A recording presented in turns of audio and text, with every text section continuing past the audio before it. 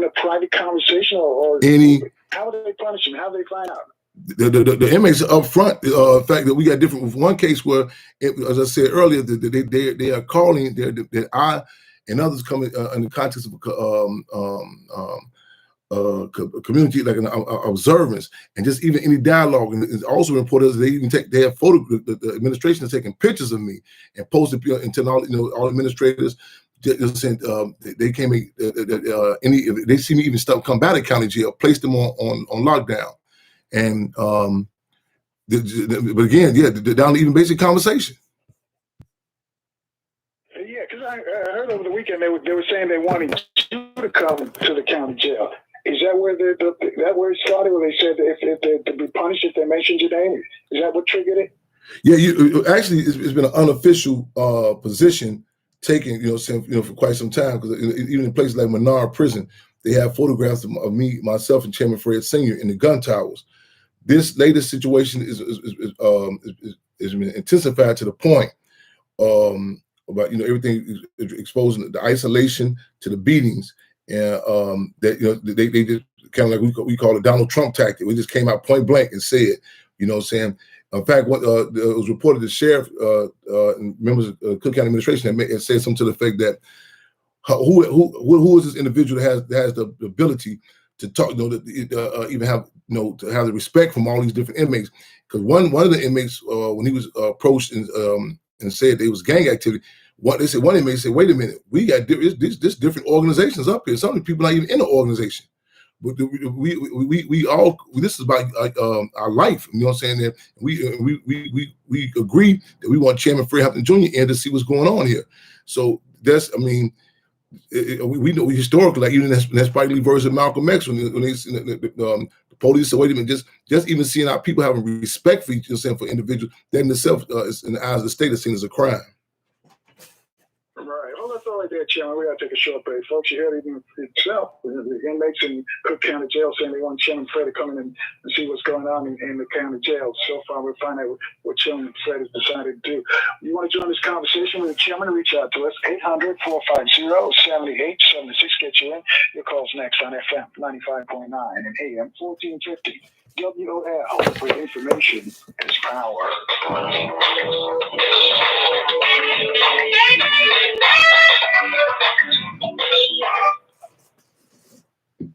This check on traffic is sponsored by the Centers for Disease Control.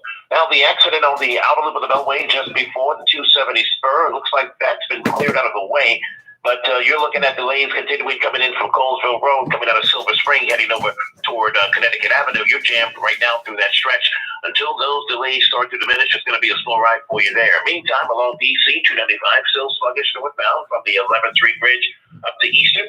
Delays continue in the southbound direction as well from Eastern Avenue to East Capitol. Looking at some heavy volume now along the Southeast Southwest Freeway, making your way west from the Navy Yard over to the 3rd Street Tunnel. And there's police activity reported on 7th Street and Quincy Street in Northwest. September is National Recovery Month. If you have an addiction to prescription opioids, start on the road to recovery. Visit cdc.gov/RX awareness. Paid for by the Centers for Disease Control. I'm Tony Thornton for News Talk 1450 AM WOL, where information is power. Is racial oppression addictive? If so, how does one recover? Now, more than ever, real answers to these questions are needed. Announcing a groundbreaking self-help workbook, Addicted to White, The Oppressed in League with the Oppressor, by Dr. Jerome E. Fox, revealing the first step is for the oppressed to break their addiction to the values of their oppressor. Get Addicted to White, The Oppressed in League with the Oppressor to learn the entire roadmap to recovery. Now available online at Amazon.com.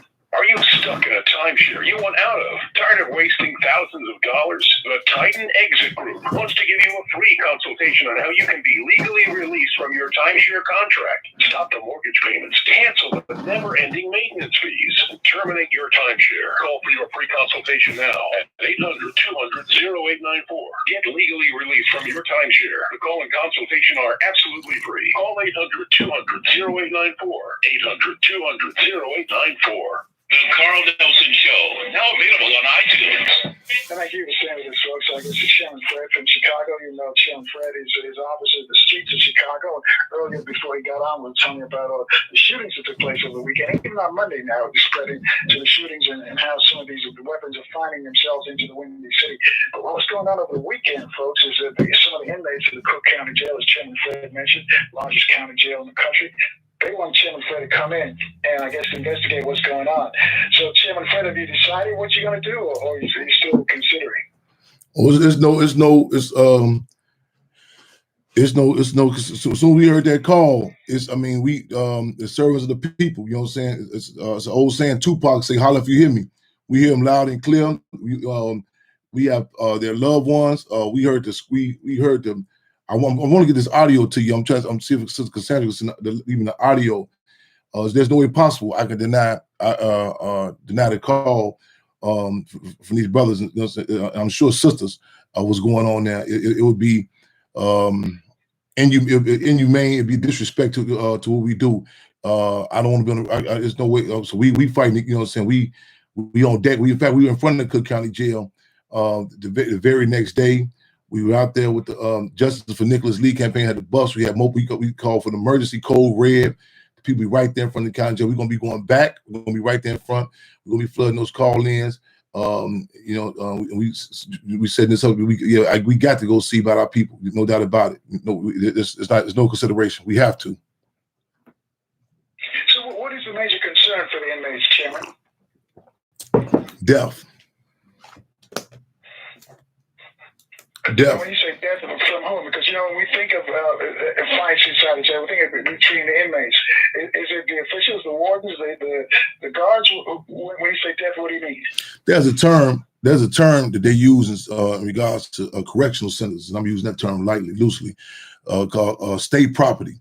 State property, that means that anything happens to you inside the confines of the prison, you know what I'm saying? You actually belong to the state. So as I told the administrator before, when I was locked up in a place called Big Bloody River, because it was called Big Muddy River, we called it Big Bloody River. He said, "Well, what guards are you having problems with?" The deal is, this is a controlled environment. There are no drugs coming to that situation, no nothing, no attacks. Everything is state sanctioned. You know what I'm saying? Directly, indirectly. This system is Machiavellian. I've been in situations where they take individuals who have mental health issues and place them in the cell, who they encourage to commit suicide so you can give me a jailhouse murder case. You know what I'm saying? But the deal is, who holds the key? Who turns the key? So that's the question of control. So again, this and it's so blatant. You have blatant examples of guards beating prisoners, and they're telling point blank up front, do not. In fact, they're so reactionary. They're trying to figure out, even what particular gangs that tie us to, and they say it's like internal fighting between the guards. Some say, well, how can we classify them? It doesn't fit. It doesn't fit. I mean, everything about us does not even fit the bogus classifications. They arbitrarily have historically used when it comes to our people, just doing our work ethic, how we serve the people, our programs. The fact alone that even the quote unquote gangs that they talk different, whatever street organization they want to talk about. You know what I'm saying? We have a respect and relationship for the Black Panther Party cause and for the work that we do. Chairman Fred, you mentioned gangs. It just came out of the story actually broke. I think it was last week, but people in LA have known it for a while. There were gangs inside the sheriff's department. All the law enforcement agencies, they've got little cliques, and they are called gangs, and they go through the whole initiation and all of the rituals that the regular street gangs go through. Have you found that to be true too in Cook County and Chicago? Not, I mean, again, we want to make sure that we don't get, we clear on the horse putting the buggy putting the horse. This is Frank Sinatra said Chicago was this kind of town, gangster. This is what Frank Sinatra said. This is an organizational structured city. I mean, some of the trickle down impacts from being the top segregated city is everything down from the religious institutions. You name, some people call it cliquish, but it's an organizational phenomenon. That's why Chicago was one of the last major cities that crack cocaine was able to be introduced in. But the defining factor The defining factor when you want to talk about even the street organizations is the state. You know, similar to like in Rwanda, the Hutus and Tutsis, that was one people. The Belgium, the French, they pulled the strings. They exploited the class contradictions. And in Chicago in the '60s, the Woodlawn experiment, it was gangsters and banksters that pulled a string that many people had a reactionary assessment and said, well, the Stones and disciples just fighting over there in the Woodlawn Inglewood. They want not wanting to touch some of those in the primary contradictions, such as the University of Chicago, Sears and Roebuck, First National Bank, Rockefeller Foundation, Ford Foundation. You know what I'm saying? Funding over $100 million cold cash money through some of the fiscal agents. It's Reverend Brazier and others. You know what I'm saying? The money trickling, you know what I'm saying, trickling down these so-called Stop the Violence program. But who got, at the end of the day, who gets it? Who got the property? And you go back and do a title search. You see the University of Chicago and other entities. Let's look at the trickle-down impact just recently. A lot of people talking about, we need to come together. It's a breaking process. There's a message sent. The word has hit the streets already about these prisoners being beat just for identifying with us. It's embarrassing. It's dehumanizing when these Black children look up every day in Chicago, and this is no slight on. This is not a racist assessment. This is a realist assessment. You see the Mexicano flags. You know what I'm saying? That are able to be, you know what I'm saying, every day roll through cars. A Black person put up with a flag that identifies as Marcus Garvey. The police pulling them over and beating them down. You know what I'm saying? This dynamic. You have never heard no administrator in the city of Chicago use the term cartel. Aside from the fact that this was El Chapo's main liaison. And this is not an indictment on the Mexicano or the Spanish-speaking community, similar to the contradiction with the mafia. This was not an indictment on the Italian community. The fact that J. Edgar Hoover refused to acknowledge the mafia existed was not because he didn't know about it, because they were on the government payroll. And Chairman Fred, you alluded to that there's a hidden hand, the stirring up all this trouble in Chicago. Do you think the hidden hand is trying to play the Black and brown against each other? They have policies. They have policies in the prisons right now where 3 cartel members are placed with one Black prisoner. So it's not even first of all, Black people are coming from a deficit. You know what I'm saying? So put that in context again. It's not. Like I said earlier about the policies that they have. The Biden is not. The Biden administration is not saying that the entire Mexicano community cannot cross the border. They're saying that the adults can't. So there's a type of child that they are breeding that these are American made. You know what I'm saying? So you have like Rudolph Giuliani, former mayor of New York. His relationship with Nicky Barnes. You know what I'm saying? That's why Nicky Barnes was able to, you know what I'm saying, move the way he was moved. He was on the state payroll. So we call the question on, you know what I'm saying, so that it must not be a blanket assessment, just Black and brown. There are contradictions within the Black and the brown, you know what I'm saying, and every other respective community. It's a simple race national assessment cannot do. It's like bringing a knife to a gunfight. It ain't that simplistic. You know what I'm saying? The deal is nothing less than a political assessment. You know what I'm saying? When Chairman Fred organized the Rainbow Coalition, he didn't come out with some blanket kumbaya approach. We all come together. He came in acknowledging contradictions. You know what I'm saying? Within the Black and the brown and even the white community. So we got to be very clear. You know what I'm saying? Ain't no blanket assessments, especially in the city that is so Machiavellian in Chicago, a city that, you know what I'm saying, the race tactic has been utilized. This is a city where the Daley administration was so Machiavellian, they had the Negro preachers. Yeah, I said it, the Negro preachers. I didn't say Black preachers, the Negro preachers. He had them denounce Dr. King when King came to Chicago. See, our place, you just come through a simple race analysis, say, okay, Black and white people come. That sounds good. These are political contradictions, and nothing less than a political assessment can be applied to it. Chairman Fred, I just got a tweet that said the police asked Chairman Fred about his freedom 20 years ago. Oh, man. I'm trying to figure out what they mean by that. Oh, what they mean by that? What they mean by that? Well, I know exactly what they mean by that. Yesterday, September 14th. That's what I mean. You talking about eerie timing. Yesterday, September 14th, marked 20 years of me coming up, you know what I'm saying, being fortunate to come up out of them concentration camps alive. September 14, 20 years ago, I was released out of those concentration camps for serving 9 years. They marked 20 years yesterday. So I thank the caller for, bring it to our attention, mentioning that. I'm still committed to reach back. I'm committed to the Black Panther Party Club Harriet Tubman Code. You know what I'm saying? To go back and reach for those who are still held captive. The Mumia Abu Jamals, the Sunday Ade Coleys, the Rochelle Q McGee's, your cousin, the sister down the street. You know what I'm saying? It's not some people say, won't you just be, when I get out, just be quiet, sit down. You should be thankful that you out. You know what I'm saying? But what I seen, the damn that died on up behind them bars and concrete and attempted assassinations on my life, it'll be a disservice to humanity, a disservice to the legacy, you know what I'm saying, to not go back and reach for others who are held captive. So again, yesterday marked 20 years since I've been out after serving 9 years, but I told 9 years in them dungeons, in them concentration camps. Yeah, I was going to ask you, were you a mock man inside? Because I know you're a mock man outside. Oh, no doubt about it. I'm still when I heard those calls, and I heard those.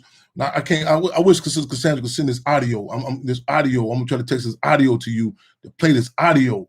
You know what I'm saying? It came from the county jail. You know, I remember being Division 6-2C. I remember that. I remember 1998 in Stateville. We call it Deathville.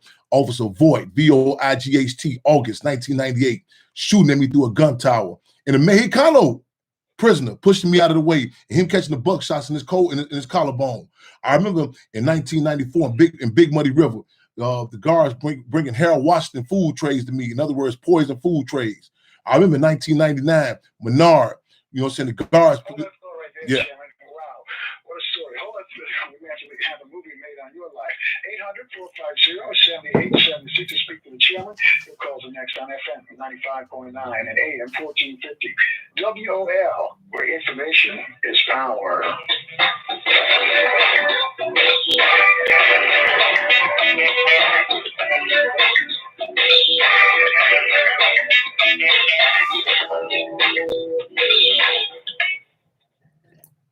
This check on traffic, sponsored by Safety. Well, traffic delays continue along the outer limb of the Beltway coming from Colesville Road as you head from Silver Spring over toward Bethesda. Now, the accident just after the 270 spur. It's now in the clearing stages.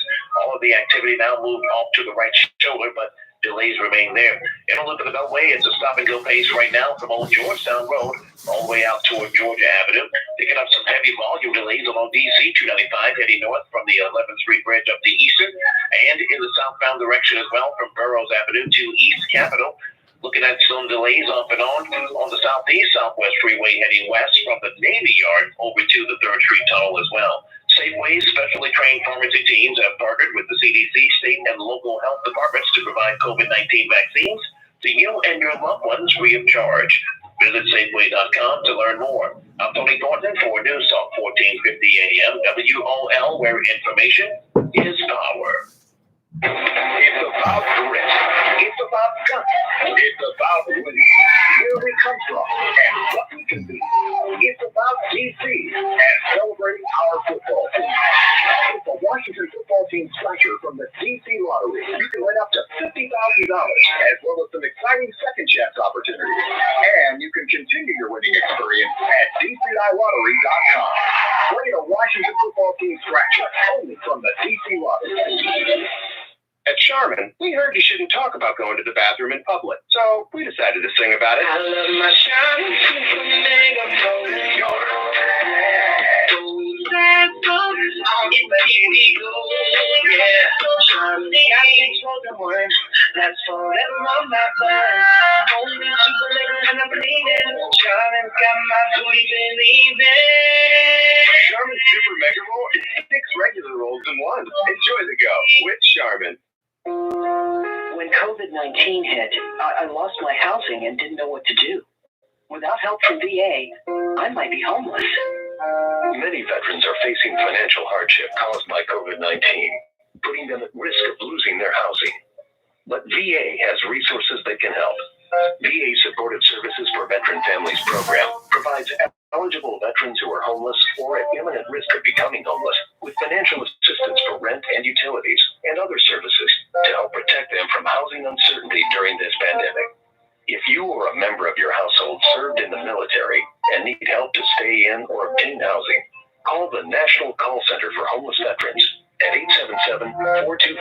877-424-3838. Veterans without access to a phone should visit their closest VA medical center. The number again is 877-48-VET. That's 877-4-AID-VET. Listen Thanks for staying with us, folks. I guess it's Chairman Fred Hampton. Number to call to speak to the chairman, 800-450-7876. We'll get back to you in a moment. The master herbalist, among other things. We'll talk about one thing I know him this fall. He also discussed why we must educate ourselves from superbugs, parasites, and the fine attorney Dwight Petty's going to join us, and also the master teacher, Ansel Quashy, is going to be here. So if you're in the DMV, keep your radio locked right here on FM 95.9 and AM 1450 WOL. So Chairman Fred, you would tell us what it was like when you were locked down, and how many attempts they went after you. Yeah,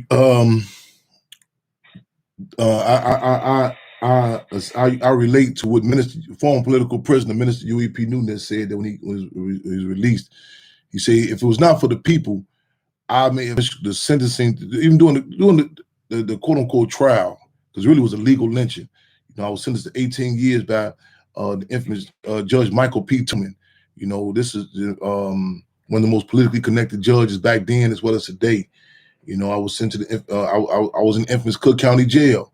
You know, and then you know, placed on, even though technically they say what was known as a circuit is illegal, it's outlawed. That circuit is basically what you were saying, when you arbitrarily transfer from one place to another. You don't know, so no one can catch up with you, so on and so forth. So it was outlawed. So they just, like the state does, when they change the words, they use a euphemism. So now they just say, okay, well, it's not the circuit, so you're just being transferred. But again, don't let me go past my time in the Cook County Jail back then. I was in the Cook County Jail when we was fighting another form of chemical biological warfare. At the time, they were in the process of adding on Division 9, Division 10.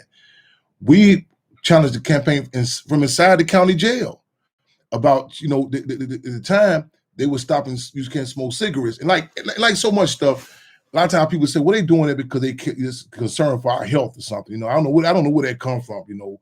But the deal was, they initially started Cook County Jail out of, you can smoke cigarettes on this ground, or this area where they were building the new division, was because out of fear of explosion. That's how much toxic waste this jail was. We're talking about the same Division 10 where these people are at right now. So it's documented. They have my history, my resume. We was challenging this way back then when they were building Division 10, you know, about being on top of toxic waste. So I was there. We challenged it then. There was a hit on me by the guards then. A brother, Milton Patterson, he's dead now. Mustafa. They had our pictures, and they called it the gallery, and so it was. It was up front. One thing about Chicago, their race and class contradiction is something that's blatant, you know. And they had, you know, so the guards would catch us on the gallery, you know, so to get out, to move on us. And it got to the point that I wouldn't even go on a visit alone. And the guards had caught Milton Patterson one time, and they literally broke his back, broke his spine. They attacked him, and he had filed a lawsuit. And then all of a sudden, when the lawsuit was about to come through, he mysteriously, quote unquote, died inside a jail in Illinois. This is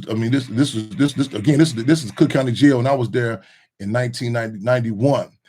So I was subsequent. For a second, Chairman, because you sent me the audio. Is this something we can play on the air? Is there any profanity in there?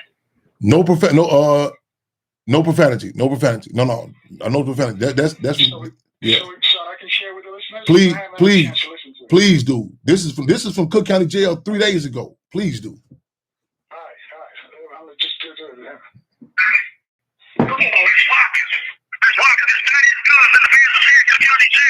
Once again, then it got worse in here. The boy just tried to kill himself and stabbed himself in the neck. Blood everywhere that he can pass down. They still ain't trying to give no medical attention. They ain't not DJs. The boy still 24 Lopez, Armando Lopez, playing the Cobra Simpson. They put somebody else in the cell with him. They just shoving us around the day. We went on hunger strikes in here. They pushing us. Let's turn up our hearts. We need y'all help, please. That's it. No, he actually says my name in there, I believe, on the whole thing. It should be more in there. He says. This Marcus, this daddy is good in the Division 10 Cook County Jail. Once again, then it got worse in here. The boy just tried to kill himself and stabbed himself in the neck. Blood everywhere that he can pass down.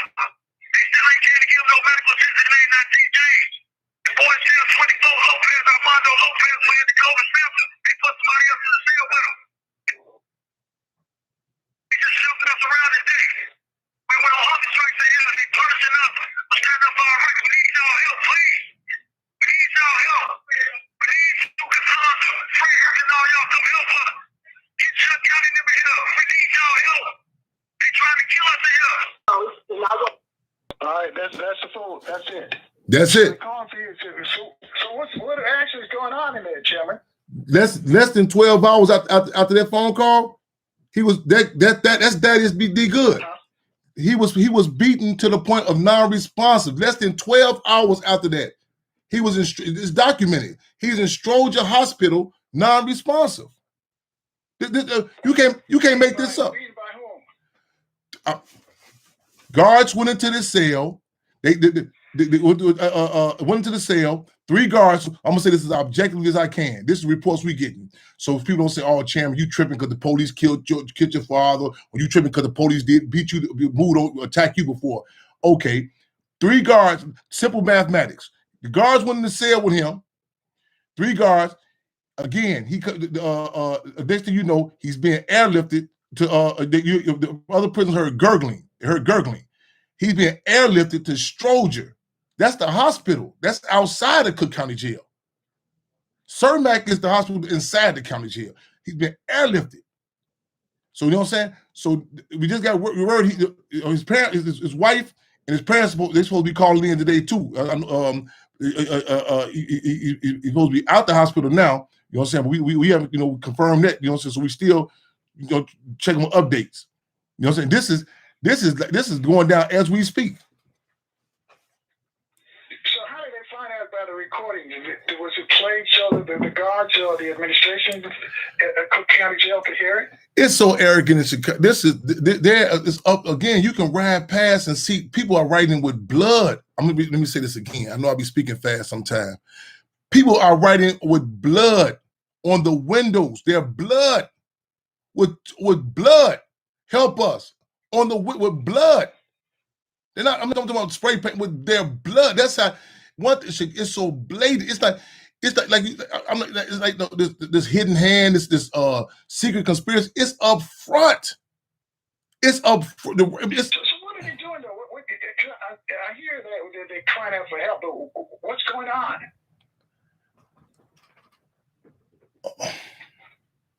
Forgive my. Yeah. I can't. Okay. Well, just tell us as much as you can. Huh? No. Again, this is hurt. I mean, I'm trying. This is. I don't want to draw the foregone conclusion that people know what. I mean, I can't. I'm trying to make this in plain layman's terms. I'm talking about it's murder. I mean, it's genocide. This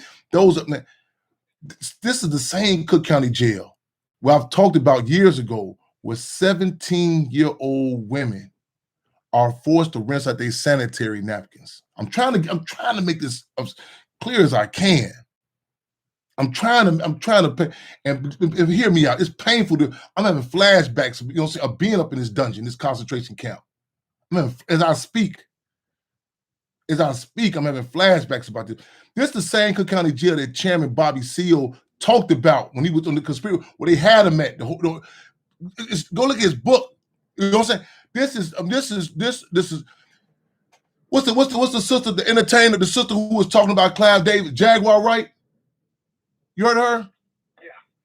I've heard of her. They asked her a question. They said, "Aren't you fearful for your life to talk about Clive Davis?" You know what she said? She said, "I have not been the same since I've been taken to the Cook County Jail in Chicago. What I've seen in Cook County Jail." This is the same Cook County Jail that Gil Scott-Heron talked about. So I'm trying to put this as, like you asked earlier, is there profanity in it? It should be some profanity in it. These are profane conditions.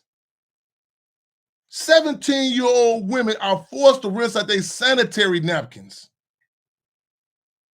Now, Chairman, is this prior to COVID, or is this since? It's on steroids now. It's on Cassandra Greeley. He was telling her day by day about. Literally, prisoners dying in their face. They're day by day. She calling the administration. My husband needs this. This is what he's going through. She's telling blow by blow. He's dead now. It don't take This guy, he's telling you they trying to kill us, and next thing you know, he's in the hospital, non-responsive. Why I come from 2 + 2 = 4?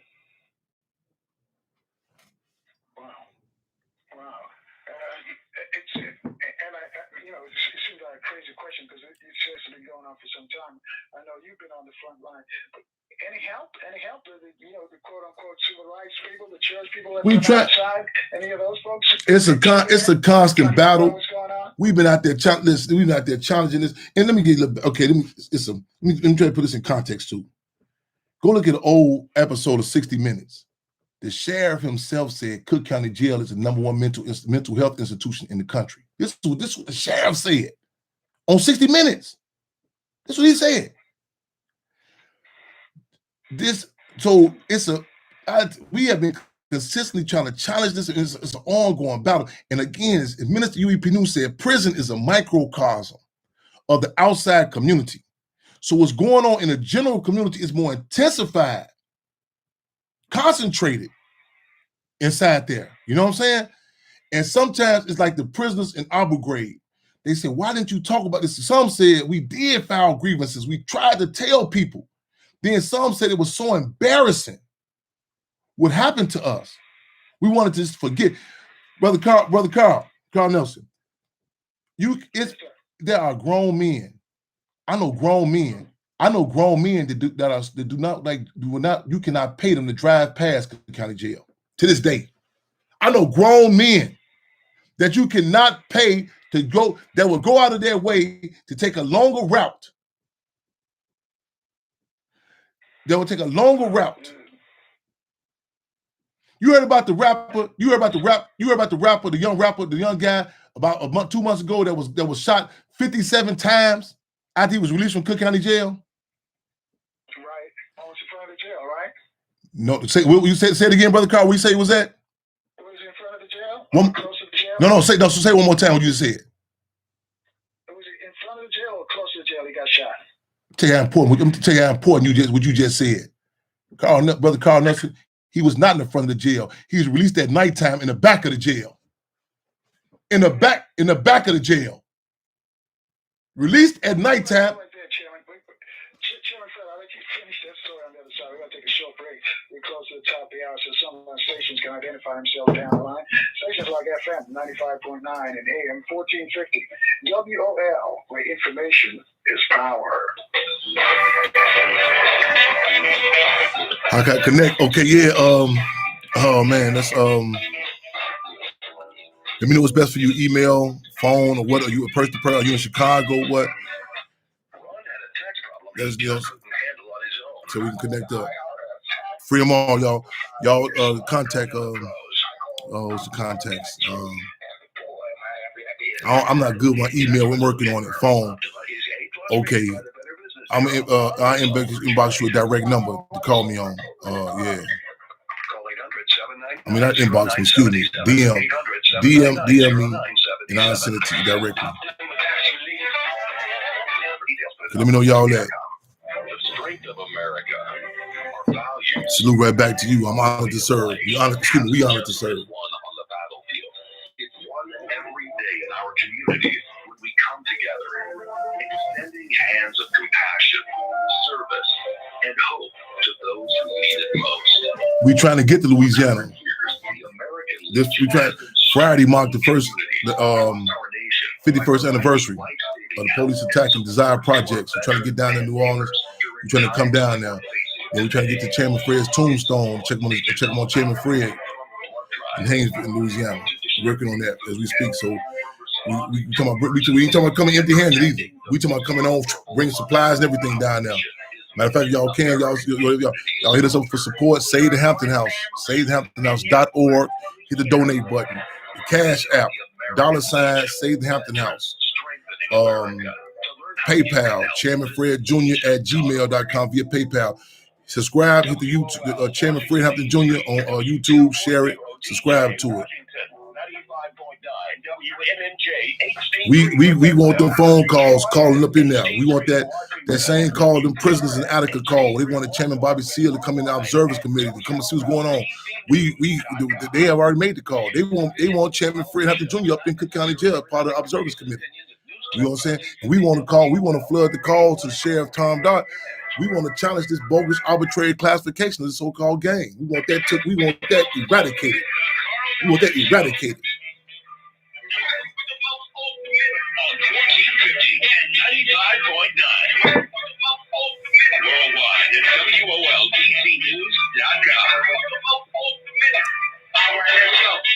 And I do the source on Michelle is speaking with metaphysician and herbalist Dr. B. But let's wrap up with Chairman Fred. So Chairman Fred, the young rapper that got shot, the news report said he got shot in front of the Cook County Jail. You say it's not so.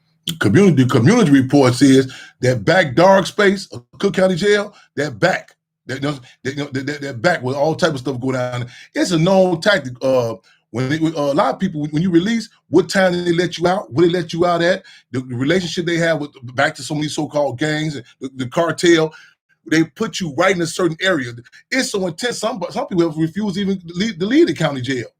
Some people say that guy should have ran back up in the jail. When they let him out in that back part, it's known. See, the relationship, you know what I'm saying? Again, it's deeper than just a race question. It's a political question. You know what I'm saying? The area, politics is time and location, everything. You just can't, in Chicago, you just can't say 47th Street. It's certain, when you say 47 back Canaryville, black folks know, that's a no-go. That's what, you know, you talking over there about where Mayor Daley was raised up at. You know what I'm saying? The way your tone, the way you say it, you know what I'm saying? Your tone, when you say Cook County Jail and release, and when you say that back part, they know, they know what time it is. It's like down in Mississippi. When they would take Fannie Lou Hamer down into them jails and beat them. The woman that beat Fannie Lou Hamer in that jail cell, that wasn't no black on black crime. The sheriff, the police told them, you don't beat her, we're gonna kill you. See what I'm saying? See all these old reactions. I ain't up with all these old reactionary assessments. You know what I'm saying? These old nickel and dime. This is, man, who pulls the strings? See what I'm saying? A lot of people want to talk about the not the elephant in the room, but the pig in the room. You know what I'm saying? Ain't nothing coming up in them concentration camps. Ain't nothing coming in this city. You know what I'm saying? In this country. You know what I'm saying? You got the state's dynamic on it. It wasn't in Chicago. It wasn't just no black, no, the Vice Lords and Stones with the Panther Party. You got to talk about the fact that it was documented. The government told the Vice Lords, we'll give you 16th Street if you start the Black Panther Party from opening a free medical center on 16th Street.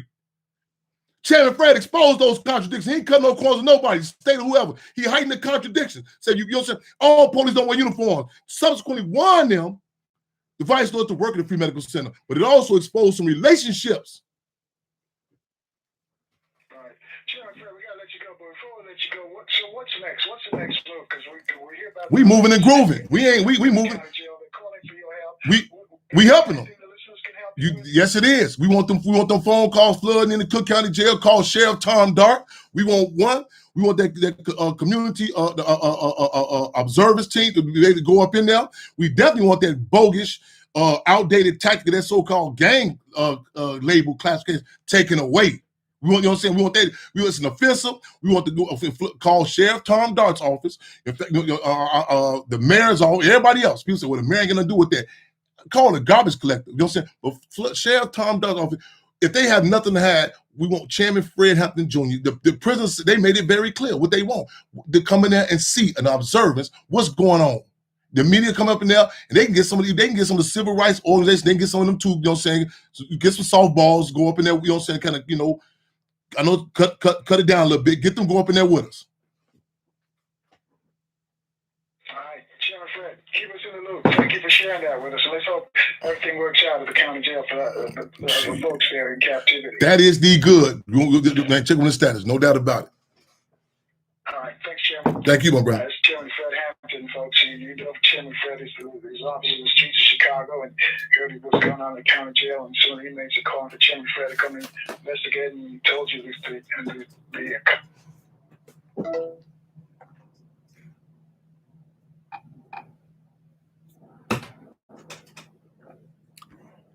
All right, y'all. Right back at y'all. Free them all. Tune in to, take 4 o'clock, 6:30 p.m. tonight. Tune in. YouTube Live. Subscribe to the channel. Chairman Fred Hampton Jr. Instagram also. We're going live, Intellectual Freedom All Radio tonight, 6:30 p.m. Spread the word. Then we're going to be updating what's going on here. Free them all.